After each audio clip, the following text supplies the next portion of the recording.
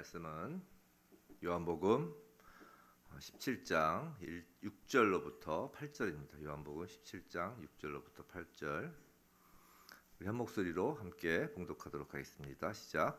세상 중에서 내게 주신 사람들에게 내가 아버지의 이름을 나타내었나이다. 그들은 아버지의 것이었는데 내게 주셨으며 그들은 아버지의 말씀을 지켰나이다. 지금 그들은 아버지께서 내게 주신 것이 다 아버지로부터 온 것인 줄 알았나이다. 나는 아버지께서 내게 주신 말씀들을 그들에게 주었사오며 그들은 이것을 받고 내가 아버지께로부터 나온 줄을 참으로 아오며 아버지께서 나를 보내신 줄도 믿었사옵나이다. 아멘. 잠깐 기도하겠습니다. 하나님 아버지, 이 시간 성령님을 충만히 임재케 하여 주시옵소서. 아버지, 전하는 자나 말씀을 듣는 자나 한 성령 안에서 한 은혜를 받게 해 주시옵소서. 아버지, 말씀을 깨닫고 말씀을 심기게 하여 주시옵소서. 오직 예수 그리스도만 드러나게 하여 주시옵소서. 감사하고 살아계신 예수 그리스도 이름으로 기도드립니다. 아멘. 오늘 설교 제목이 성도에 대한 예수님의 보증입니다. 성도에 대한 예수님의 보증. 산지교회 주일 강단에서는 요한복음 강해가 계속 이어지고 있습니다. 지난주부터 우리는 요한복음 17장 예수님의 대제사장적 기도를 지금 듣고 있는 것입니다. 예수님의 대제사장적 기도는 지금 눈앞의 제자들, 지금 다락방에 있는 그 눈앞의 제자들은 물론 앞으로 오고 가는 모든 세대, 모든 교회 성도들을 위한 중보기도다라고 하였습니다. 중보기도입니다. 예수님의. 우리는 예수께서 지금도 하늘 보좌 우편에서 우리를 위하여 중보하고 계시다라는 사실을 알고 있죠. 자, 여기서 하늘 보좌 우편이라는 의미는 자리 배석이 중요한 것이 아니라 성경에서 우편, 오른쪽은 권능을 상징하는 말이에요. 그래서 하늘 보좌 우편이라고 하는 것이에요. 그래서 성경에서 하나님이 오른손으로 우리를 지켜주신다라고 하는 것이죠. 왼손으로 지켜주신다는 말 못 들어보셨을 거예요. 이건 권능, 그걸 상징하는 단어입니다. 그럼 중보기도. 자, 중보라는 말은 무슨 뜻일까요? 예수님께서 우리를 중보하신다라고 할 때 중보. 이 중보를 한자어로 보면 이 중자가 그냥 가운데 중자가 아니라 사람인변의 가운데 중자예요. 그리고 보자는 우리가 보증서다라고 할 때 그 보자입니다. 사람인변에 이렇게 보호할 보자 해가지고 보증서다 할 때 그 보자예요. 여기도 사람인변이 있죠. 즉 중보라는 것은 사람 앞에서 그 사람을 보증선다라는 것, 책임을 진다라는 것이에요. 우리가 누군가를 위해 빚보증, 신용보증을 선다라고 할 때, 요새 빚보증 안 써죠. 요새 빚보증 잘못 썼다가는 큰일 나죠.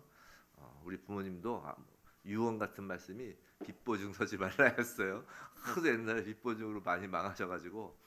여하튼 근데 누군가를 위해 빚보증, 신용보증을 선다라는 건 그 사람의 채무, 신용에 대하여 우리가 책임을 진다라는 뜻이잖아요. 그죠?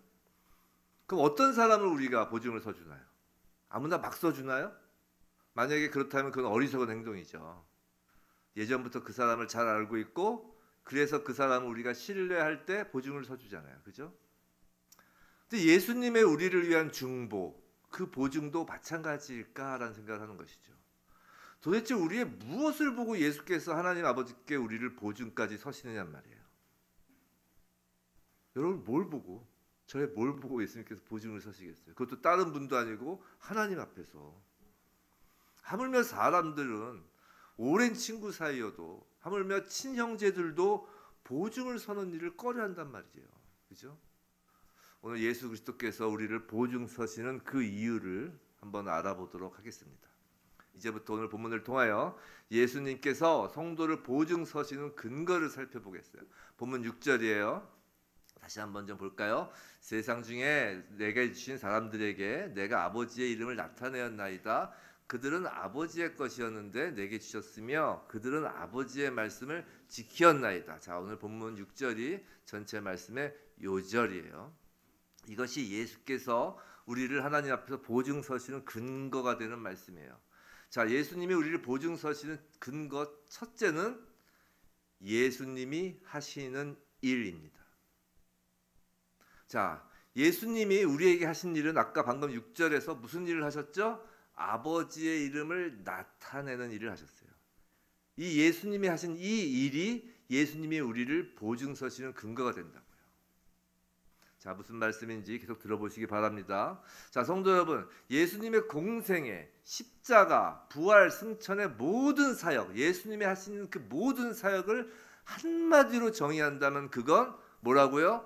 아버지의 이름을 나타내는 일, 아버지의 이름을 드러내는 일이었어요.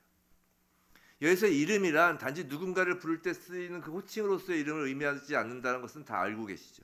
그 이름이란 그 이름을 가진 사람의 속성, 그 사람의 능력, 전 인격, 특성 등을 의미하는 것이에요. 예를 들어서 어떤 사람이 실력 있는 의사로 이름을 날린다. 유명하다. 유명하다가 있을류 이름 명자잖아요. 저 실력 있는 의사로 이름을 날린다라고 할 때는 그 이름에는 뭐가 있죠? 의사로서의 능력이 담겨 있는 거예요. 자, 어떤 사람이 가수로 이름을 날린다라고 하면 그 사람의 이름에는 뭐가 담겨 있죠? 노래 잘하는 실력이 담겨 있는 거예요. 그죠? 이처럼 하나님의 이름이라는 그 의미 안에는 하나님의 속성, 하나님의 능력, 하나님의 실력, 하나님의 존재, 가치, 전인격이 담겨 있는 것입니다. 자, 그럼 예수께서 하나님 아버지의 그 이름을 나타냈다, 우리에게 주었다라는 것은 구체적으로 우리에게 무슨 의미가 있냐는 거예요. 우리에게 하나님의 이름을 받으셨어요? 그게 어떤 의미신가요? 내가 막 하늘에서 구름을 날리고 뭐 바다에 폭풍을 일으키고 그게 하나님의 능력을, 하나님의 이름을 받은 자의 받은 건가요? 자, 구약의 유대인들은 하나님의 이름을 너무나 거룩하게 여겨서 일반 사람들은 그것을 입에 올리는 것조차 금기시하였어요. 그래서 히브리어로 쓰인 그 야훼라는 그 단어를 곧바로 읽지 않았다고요. 뭐라고 읽었죠? 아도나이라고 읽었다고요.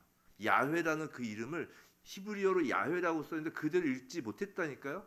너무 거룩하고 자신들이 입에 담는 것조차 금기시했기 때문에. 그래서 아도나이라고 읽었다고요. 즉 하나님은 일반 사람들이 그 이름을 말하면 안 될 정도로 멀리 떨어져 계시고 눈에 보이지 않는 분으로만 여겼단 말이에요. 근데 예수께서 사람들에게 그렇게 인식되던 하나님을 우리로 하여금 매우 가깝고도 매우 친밀하게 해주신 거라고요. 하나님의 이름을 우리에게 주었다는 건 바로 그것이라고요. 생각해 보세요. 예수님은 하나님이십니다. 예수님을 보면 하나님을 본 것이라고도 하였죠. 그런데 만약에 예수님이 구중궁궐의 깊은 곳에서 정말 왕자로 아주 귀한 신분으로, 이 땅에서의 그 귀한 신분으로 구중궁궐에서 태어나셨으면 그건 그런 예수님이라면 전혀 일반 사람들에게 친밀한 모습이 아니라고요. 낮은 곳, 짐승의 구유에서 태어나셨기 때문에 들판에서 양을 치던 목자조차 찾아가 뵐 수 있었던 거잖아요. 구중궁궐에서 태어나셨으면 목자가 뭐예요? 총리도 제대로 보지 못했을걸요? 자, 예수님이 만약에 공생애를 하시며 황금마차를 타고 거리를 행차하는 식으로 다니셨다면 아무도 그 근처에 범접하지 못하셨을 거라고요. 하지만 예수님은 목수의 신분으로 마치 동네 옆집 청년처럼 다니신 거라고요. 뚜벅뚜벅 흙먼지를 날리며. 예수님이 그렇게 친밀한 모습으로 우리에게 다가오셨기 때문에 우리는 이제 더 이상 하나님을 우리와 전혀 상관없는 분, 저 멀리 계신 분으로 여기는 것이 아니라 친밀한 분, 나와 가까이 계신 분, 바로 아버지로 여길 수 있게 된 것입니다. 또한 하나님은 절대 죄와 함께하지 않으시는 거룩하신 분이죠. 그래서 우리가 하나님께 가까이 할 수 없었던 것이에요. 하지만 우리의 죄까지도 예수께서 십자가에서 구속하셨기 때문에 이젠 죄도 우리가 하나님과 가까워지는 것을 더 이상 방해할 수 없게끔 된 거라고요. 이렇게 예수님은 당신의 전 생애를 통해 사람들에게 금기시되고 가려졌던 하나님의 이름, 즉 그분의 존재를 100% 드러내시고 우리로 하여금 하나님과 친밀해질 수 있도록 하신 겁니다. 하나님과 친한 사람이니까 이제 예수님은 자신 있게 보증을 서시는 거예요. 하나님하고 친한 사람이에요 라는 것이죠. 하나님 자녀예요. 예수님이 자신 있게 보증을 서시는 것입니다. 자, 예수님이 우리를 보증 서시는 둘째 근거는 두 번째, 하나님 아버지가 하신 일입니다. 6절에서 하나님 아버지가 하신 일을 뭐라고 되어 있는지 봅시다. 6절 다시 한번 볼게요. 세상 중에서 내게 주신 사람들에게, 이제 내가 아버지의 이름을 나타내었나이다. 이건 예수님이 하신 일이고, 그들은 아버지의 것이었는데 내게 주셨으며, 즉 뭐죠? 아버지가 하신 일은 아버지의 것인 우리를 아들에게 주신 일이 아버지가 하신 일이에요. 자, 예수께서 아버지의 이름을 나타낸 대상은 16절에서 보시면 세상의 모든 사람이 아니에요. 6절 다시 한번 띄워보세요. 누구에게 아버지의 이름을 나타냈죠? 세상 중에서 내게 주신 사람들에게 아버지의 이름을 나타낸 거라고요. 그 사람들, 세상 중에서 내게 주신 사람들은 원래 아버지의 것이었는데 그들을 아들에게 아버지가 주셨다는 것이에요. 성도 여러분, 그래서 우리가 믿어서 하나님의 자녀가 된 것이 아니라니까요. 원래 하나님의 자녀이기에 믿게 된 것이 맞다고요.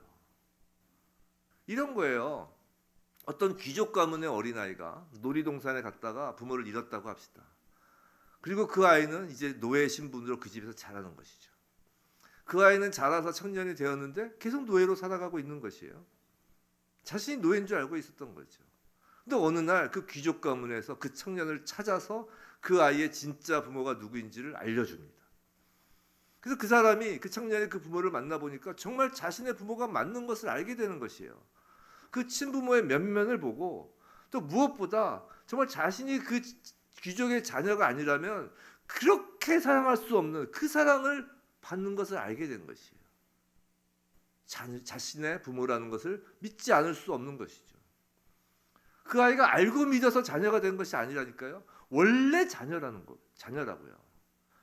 만약에 그 아이가 그 귀족 가문의 자녀가 아니라면 아무리 자신이 그 가문의 자녀라고 나 스스로는 믿고 다른 사람들에게 나 스스로가 귀족이라고 우기며 마치 나 스스로가 그 귀족 가문처럼 행세하고 다닌다고 하여도 그 사람은 그 귀족 가문의 자녀가 되는 것이 아니라고요. 마태복음에서 예수의 이름으로 아무리 기적을 일으키고 귀신을 쫓아도, 즉 귀족 가문의 자녀처럼 행동해도 예수님은 난 너희를 모른다 라고 할 수 있다는 것이에요.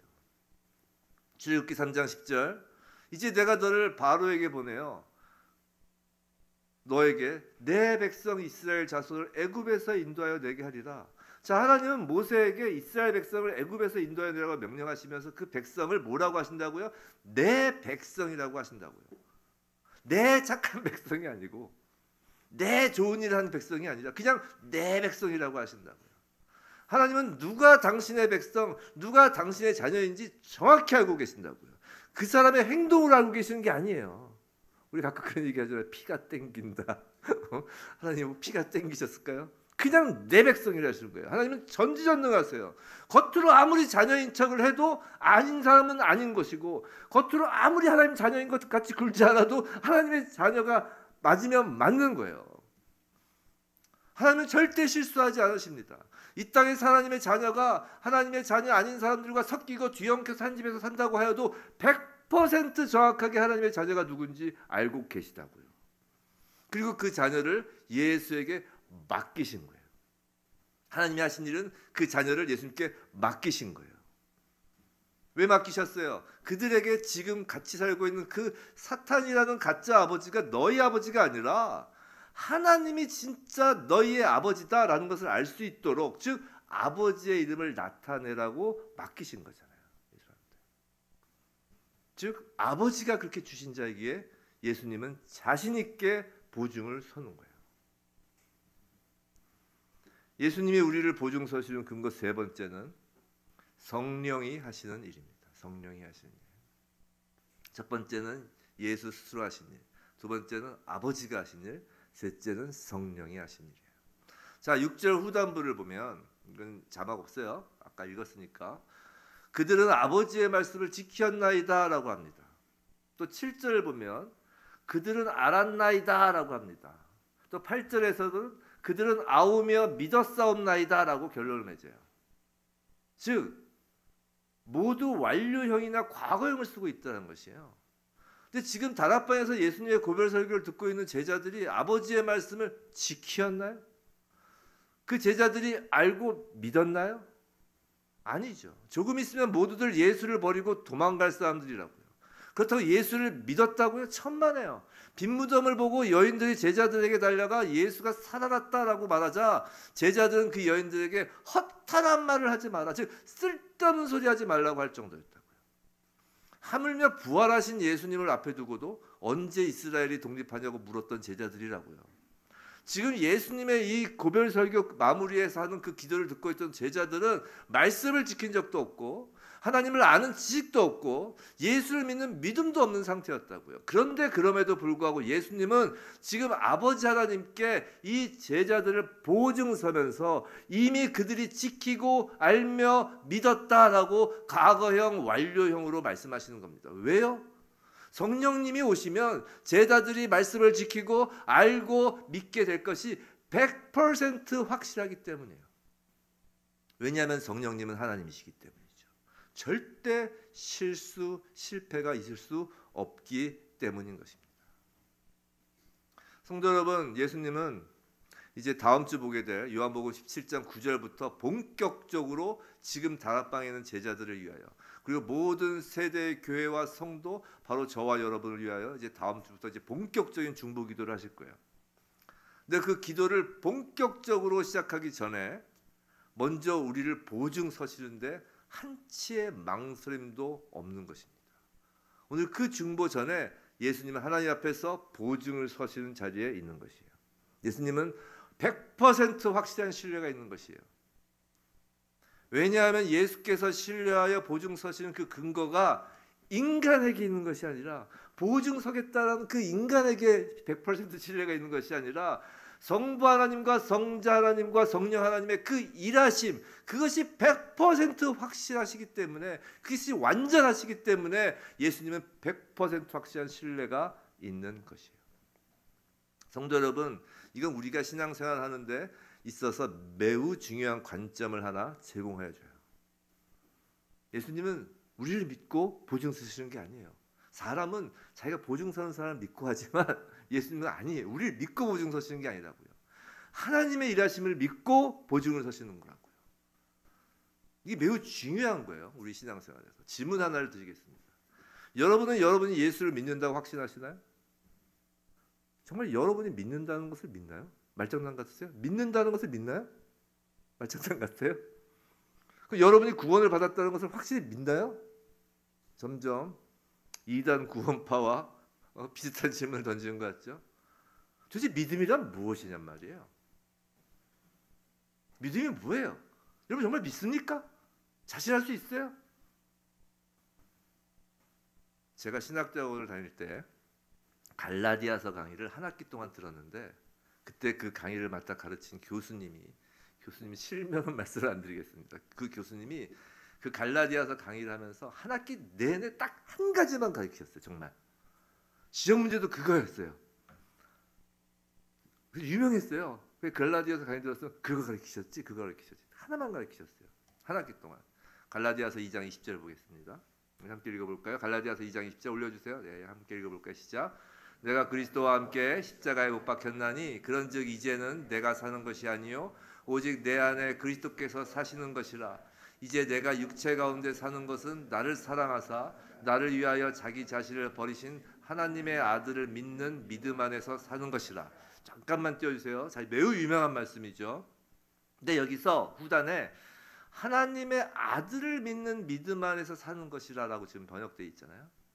근데 이게 원어 성경을 그대로 보면 하나님 아들의 믿음 안에서 사는 것이다 이렇게 돼 있어요.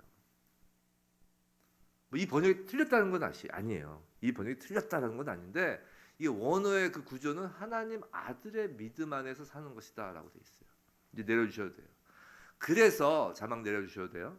그래서 그 교수님이 가르치시길 믿음은 하나님 아들의 믿음, 즉 예수의 믿음이 중요한 것이지 우리 인간 측의 인간의 믿음이 중요한 것이 아니라는 거예요. 이게 한 학기 동안 강의 내용이에요. 사람의 믿음이 아니라 예수의 믿음이 믿음의 본질이다가 그 교수님의 한 학기 동안 계속해서 가르치신 내용 전부였다고요. 예수의 믿음? 생소하지 않으세요? 전 정말 그때 처음 들었어요. 그 말을. 그 교수님한테. 그리고 한 학기 동안 전혀 이해가 되지 않았어요. 믿음이면 믿음이고 믿으면 우리가 가지고 있는 거지 무슨 예수의 믿음은 또 뭐야? 전혀 이해가 되지 않았어요. 그런데 이제 조금 알 것 같아요. 목사가 돼서 알게 된 것이 아니라 목사가 돼서 알게 된 것도 있죠. 신앙생활을 하면 할수록 조금씩 아는 것 같아요. 언제 알까요? 믿음 없는 저를 발견할 때마다 아는 거예요. 목사하면서 목사 같지 않은 목사인 저를 발견할 때 알게 되는 거예요. 전혀 목사 같지가 않은 거예요. 전혀 믿음이 없는 거예요. 전혀 사랑이 없는 거예요. 성도 여러분, 사실 성경에서 말하는 이 믿음이란 사람에게서 시작되고 사람에게 찾아지는 언어가 아니라고요. 마치 사랑, 아가페, 헬라어로 아가페가 인간의 언어가 아닌 것처럼 말해요. 믿음은 하늘에 속한 언어입니다. 이건 제 말이 아니에요. 성경이 그렇게 말하고 있습니다. 히브리서 12장 2절 우리 한번 읽어볼까요? 시작. 믿음의 주요 또 온전하게 하시는 이인 예수를 바라보자. 믿음의 주요에서 주는 헬라어로 알케고스라는 단어인데 개척자, 저자, 저술자, 지배자라는 뜻이에요. 또 온전하게 하시는에서 이 온전하게는 완성하다, 끝마치다라는 뜻이에요. 즉 믿음을 시작하시고 믿음을 지배하시며 믿음을 완성하시는 분은 오직 예수님이라는 거예요. 즉 믿음은 오직 예수님께 속한 거라는 것이에요. 거기에 어디에도 인간의 믿음이 끼어들 자리가 없다는 것이에요. 성경 구절 하나를 더 보겠습니다. 에베소서 4장 5절 주도 한 분이시요 믿음도 하나요 세례도 하나요. 자, 주도 한 분이시고 믿음도 하나라고요. 사람마다 믿음의 양과 믿음의 질이 막 다른 그런 믿음이 아니라 믿음이란 본질적으로 동일하게 하나, 출처가 오직 예수로부터 나오는 믿음 그 하나라는 거죠. 아직도 좀 어렵죠. 제가 한 학기 동안 이해를 못했다니까요. 근데 아까 말씀드린 오늘 본문의 주제 예수의 중보, 예수의 보증을 생각하시면 조금 이해가 되신다고요. 예수님은 분명히 제자들을 지금 보증서고 계십니다. 아까 말씀드린 대로 보통 보증이라고 하면 보증의 상대방을 믿고 신뢰하여서 서는 것이죠.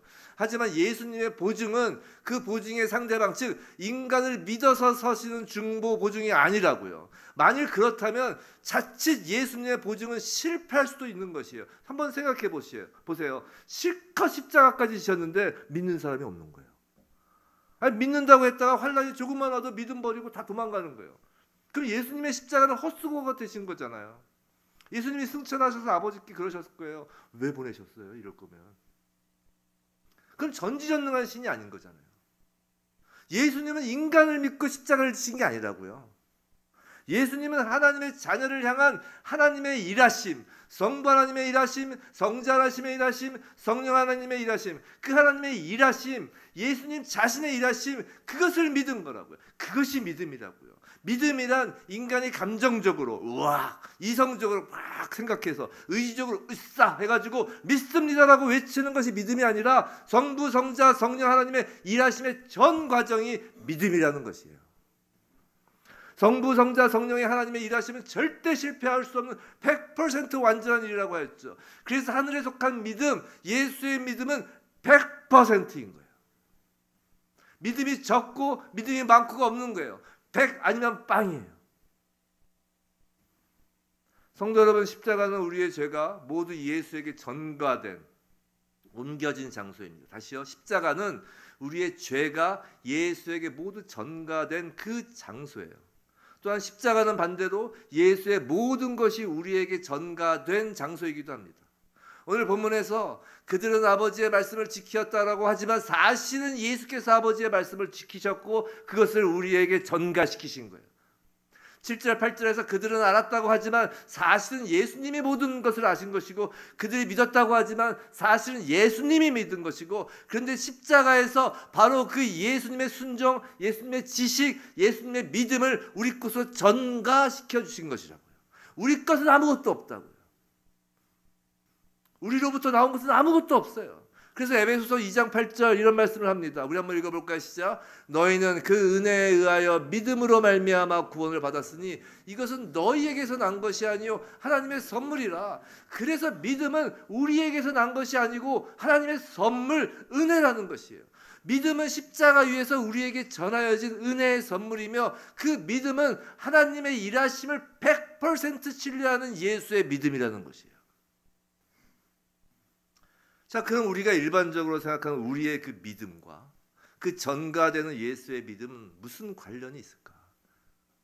이게 정말 우리의 믿음 생활에서 실제적으로 무슨 의미가 있는 것인가? 자, 예수님은 믿음을 자주 겨자씨 하나에 비유하셨던 것을 아실 것입니다.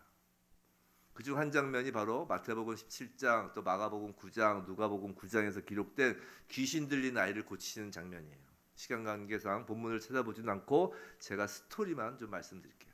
이런 거예요. 편하게 들으세요. 스토리, 이야기잖아요.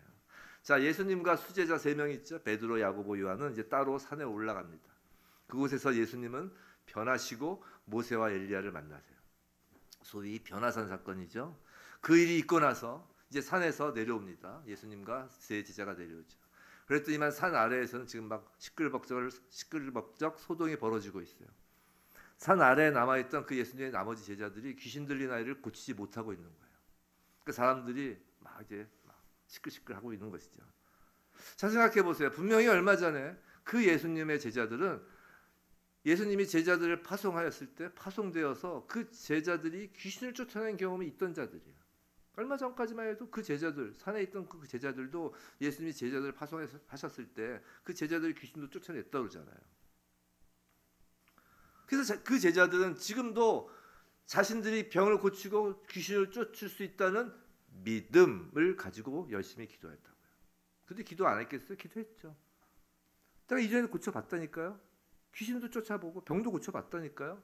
그래서 이번에도 할 수 있다. 내가 병을 고치고 귀신을 쫓을 수 있다는 믿음을 가지고 있었어요. 그래서 열심히 기도도 했어요. 근데 안 되는 거예요. 그때 예수께서 믿음이 없고 패역한 세대여라고 하십니다. 믿음이 없고 패역하는 세대요. 그리고 직접 귀신을 내어 쫓아주세요. 분명히 제자들은 고칠 수 있다는 믿음, 으쌰가 있었는데 예수님은 그런 제자들이 믿음이 없다라고 하신 거라고요. 자신의 손으로 귀신을 내쫓아본 경험이 있는 제자들의 믿음보다 더 강한 믿음이 어디 있겠어요? 인간 편에서의 믿음은. 근데 그들을 보고 예수님은 믿음이 없다라고 하신 거라고요.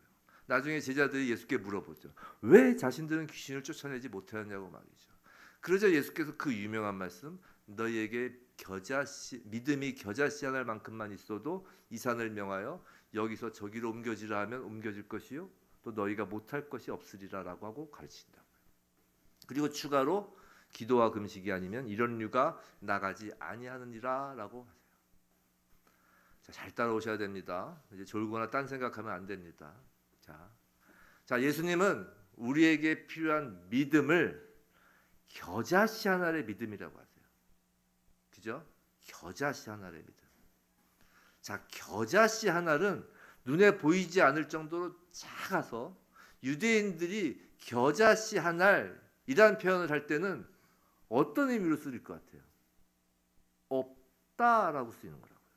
이건 없는 것과 마찬가지다라는 의미로 말할 때 유대인들은 겨자씨 한 알이라고 하는 거라고요. 이런 거예요. 자, 요새도 그런 사람들이 있는지 모르지만 예전에는 산에 올라가 기도하는 사람들이 큰 나무 붙잡고 막 기도했습니다. 기억나세요? 해보신 분들 계실 거예요. 큰 나무 붙잡고 마치 미션입니다라고 하면서 나무를 뽑겠다고 산을 옮기려니까 산은 차마 이제 못하겠고 그 나무 뿌리라도 옮기려고 믿습니다라고 나무 둥지 이제 자꾸 기도하던 사람들이 있었어요. 막 그렇게 소리치며 기도를 하죠. 하지만 아직까지 제가 그 믿음으로 나무를 뽑았다는 소식을 들어본 적은 없어요. 자, 내가 믿음으로 나무를 뽑겠다. 자, 내가 믿음으로 사업에 성공하겠다. 자, 내가 믿음으로 무언가 세상의 야망, 내가 믿음으로 나에게 필요한 것을 갖추겠다고 하는 그런 믿음은 참 믿음이 아니라는 거예요. 우리 인간 편에서의 참 믿음이란 그런 것이 아니라 겨자씨 하나처럼 거의 없는 것과 같은 믿음, 즉 우리에게는 믿음이 없다고 인정하고 십자가에서 이루신 그 예수의 믿음을 우리에게 전가해 달라고 그 은혜를 구하는 것이 겨자씨 하늘의 믿음, 참 믿음이라는 거예요. 그래서 기도와 금식이 같이 나온다고요. 기도가 뭐예요? 내 능력으로는 할 수 없다는 항복이라고요. 기도는 항복이에요. 두 손 들고 기도하는 것은 그래서 그 항복의 표시라고요. 우리가 두 손 들고 이렇게 기도하면 경건하고 하나님을 찾는 이게 아니라 항복. 저 완전히 정말 항복했습니다. 제가 할 수 아무것도 없습니다. 또 금식은 무엇인가요? 금식이 뭐예요? 원하는 것을 해주지 않으면 굶어 죽겠다고 떼쓰는 게 금식인가요? 아니에요. 내가 뭐 내 소원을 이루기 위해서 금식기도 내가 며칠 하도 그건 금식이 아니에요. 금식의 원래 의미는. 금식의 의미는 외부로부터 공급되는 에너지를 차단함으로써 다른 에너지에 우리의 생명을 의존하지 않고 오직 하나님만 의지하겠다는 그 은혜를 구하는 표시가 금식이라고요. 믿음도 기도도 금식도 다 같은 선상이에요. 자, 믿음도 인간인 우리 안에서는 믿음이 나오지 않기에 벅벅 긁어도 믿음이 없기에, 즉 나에게 믿음이 없기에 오직 십자가 은혜 앞에 엎드러지는 것이 믿음이라고요. 성도 여러분, 솔직히 아직 어려울 수 있어요. 하지만 이 믿음이 나의 믿음이 아니라 예수의 믿음이라는 관점, 우리 신앙생활에서 매우 중요해요. 솔직히 인간인 우리는 나의 믿음을 자신하는 것 자체가 교만이에요. 누구도 자신의 믿음을 자신할 수 없습니다. 하물며 마틴 루터도 죽기 얼마 전에 내가 구원받은 자가 맞나? 라고 했다고요. 죽기 뭐 한 달 전인가 두 달 전에도. 사도 바울은 어떠셨어요? 로마서 7장 23절 24절 한번 띄워줘 보세요. 한번 23절 같이 읽어볼까요? 시작. 내 지체 속에서 한 다른 법이 내 마음의 법과 싸워 내 지체 속에 있는 죄의 법으로 나를 사로잡는 것을 보는도다. 오호라, 나는 공고한 사람이로다. 이 사망의 몸에서 누가 나를 건져내랴. 사도 바울도 매일같이 죄와 싸웠다고요. 그리고 공고하다는 거예요. 내가 말라붙었다는 거예요. 내가 이 정말 죽은 몸과 같다는 것이에요. 그 죄 때문에, 그 믿음 없음 때문에 자신의. 사도 바울은 죽기 얼마 전에 나는 죄인의 계수다라고까지 했다고요. 누가 감히 나는 믿음이 크다, 너는 믿음이 적다라고 말할 수 있단 말이에요. 나는 크고 넌 적다라고 누가 말할 수 있단 말이에요. 자신이 이룬 종교 행위의 그 업적을 자랑하려고 믿음이 크다고 하는 것이에요. 다른 사람의 죄를 정죄하기 위하여 믿음이 적다라고 하는 것이라고요. 오직 십자가 은혜만을 구하는 사람은 그런 말을 못합니다. 오호라, 나는 곤고한 자로다 라고 하는 것이에요. 예수 그리스도의 은혜가 아니고선 난 아무것도 아니구나, 하물며 믿음조차도 내 것이 아니구나 라면서 십자가 앞에서 몸부림을 치는 거라고요. 성도 여러분, 믿음 생활하시면서 얼마나 자주 우리 자신의 믿음 없음에 우리는 주눅이 들었나요? 얼마나 자주 정말 내가 구원받은 사람 맞나? 라고 회의가 드셨나요? 솔직히 예배당에서 한 걸음만 나가면 금방 우리의 실체가 폭로돼 버리잖아요. 교회 안에서야 뭐 이렇게 정해진 게 있으니까 이렇게 홀리한 척하지만 금방 폭로되잖아요. 밖에 나가면 우리가 원하고 바라는 것이 이루어지지 않으면 금방 하나님께 삐지고 금방 하나님을 원망하고 그러잖아요. 또 나 자신을 봐도 과연 믿는 사람이 맞다면 정말 저런 언행을 할 수 있을까라는 행동도 하잖아요. 우리가 저만은 그래요. 저만 쓰레기인가? 저만 그래요? 다 그렇잖아요. 여러분이 여러분 자신의 믿음을 보증할 수 없잖아요. 그런데 그런 겨자씨 하나같이 정말 없어 보이는 그 믿음의 갈급함이 바로 예수의 믿음이 부어지는 빈 그릇이 되는 것이라는 거예요. 그걸 자기 부인이라고 하는 거예요. 그런 의미에서 구원파는 정말로 가짜인 거예요. 성도 여러분, 오히려 믿는 것 같은 막 기분이 들고 막 믿는 것 같은 현상을 쫓지 마시기 바랍니다. 믿음은 기분이 아니에요. 믿음은 절대 눈에 보이는 현상도 아닙니다. 기분을 올려주며 황홀경에 빠지게 하고 눈에 보이는 기적으로 확인시키려는 믿음은 가짜라고요. 오히려 우리의 연약함, 나의 아무것도 아님, 나의 정말 전적 무능력, 정말 믿음 없음을 인정하고 십자가 앞에 납작 엎드려 날마다 믿음을 달라고 은혜를 구하는 것이 믿음이에요. 오늘 본문이 좀 어렵습니다. 어려우면 어린아이에게 설명할 때 쓰는 그림책을 우린 봐야 돼요. 우리에게 그림책은 구약입니다. 구약. 출애굽기 28장 29절로 가겠습니다. 출애굽기 28장 29절. 우리 함께 읽어볼까요? 시작. 아론이 성소에 들어갈 때에는 이스라엘 아들들의 이름을 기록한 이 판결 흉패를 가슴에 붙여 여호와 앞에 영원한 기념을 삼을 것이라. 출애굽기 28장 요 앞에 쭉 보면 이제 아론은 이제 이스라엘의 첫 대제사장이죠. 아론의 후손들이 쫙 이제 대제사장이 되는 거예요. 이 대제사장이 지성소에 들어갈 때 어떻게 옷을 입고 막 그런 내용이 쫙 나와요. 출애굽기에. 근데 가슴에 이 흉패를 붙이고 들어가는데 이 흉패에는 이스라엘의 아들들, 즉 이스라엘의 12지파의 이름을 새긴 12가지 보석이 이 흉패에 이렇게 박혀 있어요. 네 줄로 돼 있죠. 3, 4, 12. 보석을 담은 흉패를 가지고 붙이고 이제 가는 거예요. 즉 대제사장이 이스라엘을 가슴에 품고 하나님 앞에 나가는 거라고요. 여기서의 대제사장은 우리의 영원하고도 참된 대제사장인 예수 그리스도를 상징해요. 또 12보석, 즉 12지파는 오고 가는 모든 세대 하나님의 자녀인 성도를 상징하는 거예요. 오늘 본문은 성도를 예수님이 중보하면서 아버지께 소개하는 장면이에요. 아까 그랬죠? 이제 다음 주부터 이제 본격적인 중보가 들어가는데 그 기도가 들어가는데 그것을 중보하면서 지금 소개하는 거라고요. 이 성도들을 데리고 가서 소개하는 거예요. 그 성도는 다름 아닌 예수의 가슴에 품고 계신 보석과 같이 귀한 존재 바로 여러분이라고요. 여러분을 하나님 앞에서 지금 소개하는 거예요. 예수님은 십자가에서 대제사장으로 나가셔서 스스로 제물이 되셨을 때 그냥 제물로 나가신 게 아니라 그냥 대제사장으로 나가신 게 아니라 그때 예수님의 품속에 여러분의 이름 한 명 한 명 한 명을 담고 가신 거라고요.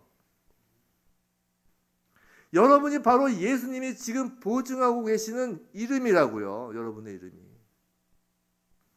그 품에 안겨 있는 것을 바로 은혜라고 하는 거라고요. 그 품에 안겨 있는 것이 바로 믿음이라고요. 그 품에 안겨 있는 것이 바로 기도라는 것이라고요. 성도 여러분, 믿음이 흔들리고 아니 아이 없는 것 같고 그래도 주님은 당신의 품속에서 절대 우리를 놓지 않으십니다. 그러니 신앙이 흔들릴 때조차 안심하시기 바라요. 막 조바심 내지 마세요. 주님은 우리를 십자가에서 영원히 용서하시기로 결정하신 거라고요. 죄가 여러분을 죄책감과 자책감으로 하나님으로부터 떨어지게 하려고 할 때 속지 마시라고요. 예수님은 용서하시기로 결정하셨다고요. 떨어지게 하려는 것은 거짓이라고요. 예수님은 절대 품속에서 우리를 꺼내버리시지 않으신다고요. 지금 혹시 이 가운데 자신의 소원과 자신의 바람이 들어지지 않고 자신의 삶이 너무 어렵고 정말 어떻게 해야 될지 앞뒤 좌우가 다 막혀서 이게 뭔가 예수 믿는 게 이게 뭔가 하고 하나님께 원망하고 삿대질을 한다 하여도 하나님은 그런 여러분을 보는 것이 아니라 여러분을 품에 안고 있는 예수를 보고 계신 거라고요. 우리는 모두가 공고한 자입니다. 우리는 무슨 대단한 일을 성취하고 대단히 훌륭한 사람이 되어서 하나님 나라에 들어가는 것이 아니에요. 그저 예수의 품에 안겨서 예수가 예수의 믿음으로 우리를 보증하셔서 들어가는 것입니다. 믿습니다로 들어가는 것이 아니라 예수께서 믿음으로 보증하셔서 들어가는 거예요. 그저 믿음도 은혜인 거예요. 내 신앙의 성숙이 너무 느리고 또 전혀 진척해 보이지 않는다고 하여도 너무 조바심 내지 마세요. 너무 자책하지도 마세요. 또 다른 누군가를 보고 어떻게 저런 사람이 믿는 사람인가라고 비난하지도 마세요. 부디 겸손히 주님의 품에 안겨서 예수께서 보증해 주시는 그 은혜만을 구하고 누리는 것. 그것이 이 땅에서 누리는 천국입니다. 우리 모두 그 천국을 누리는 모두이길 주님의 이름으로 축원합니다.